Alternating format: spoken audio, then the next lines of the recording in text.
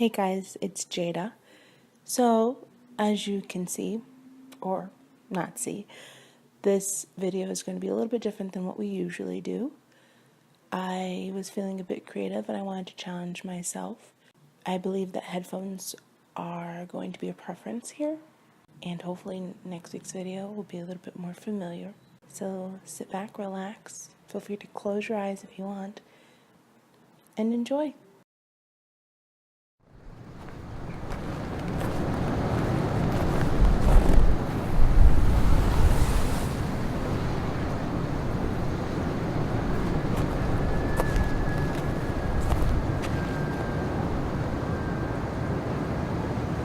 You're starving, but you don't need the nourishment of food. Food will not be able to satisfy this hunger, only blind it for a second. No, the nourishment you need goes deeper than the stomach.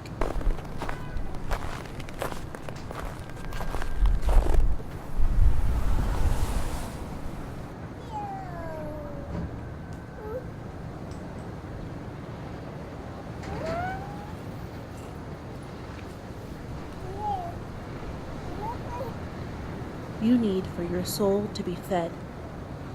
It has been starving for quite some time, nibbling on a few things here and there, but craves a feast filled with aspiration, passion, and inspiration. You thought you could feed it art, but its taste buds are so picky because it knows what it needs. What it needs hasn't been found yet. Don't think for a second that you haven't been looking. But you can't afford to feed your soul the feast it deserves. So you give it a few scraps of art when you can, and sometimes a bit of inspiration, since that's easier to come upon.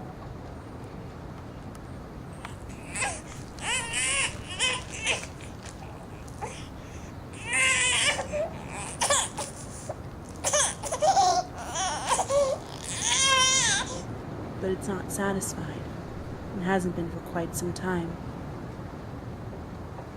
You hear its deafening cries, begging you for more, but you try your best to distract yourself from it. You run to food, media, music, anything that can soften its cries. And that works for a while, but when it doesn't, you hear your soul cry, louder this time, more in pain, begging to be fed. You feel like a parent unable to provide milk for their newborn. It's heartbreaking to hear the cries and feel helpless. But that's the thing. You're not. There are times where you have an opportunity to potentially find nourishment for your soul, but it calls for you to be uncomfortable. You don't like to feel uncomfortable. It's taking a step into complete darkness with the goal of finding the light at the end. You hear a voice that promises to guide you through it like an invisible hand. But as you approach the darkness, you freeze. You hold your soul, your baby, and hear its cries. But the darkness growls are louder. You take a step back, then another,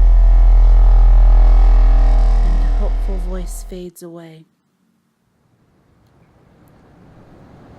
You stand on the edge of the darkness, clinging to your crying soul, and cry because of your conflictions. You know that your soul will die if it doesn't eat, and so will you. But the darkness might kill you before you can even see the light.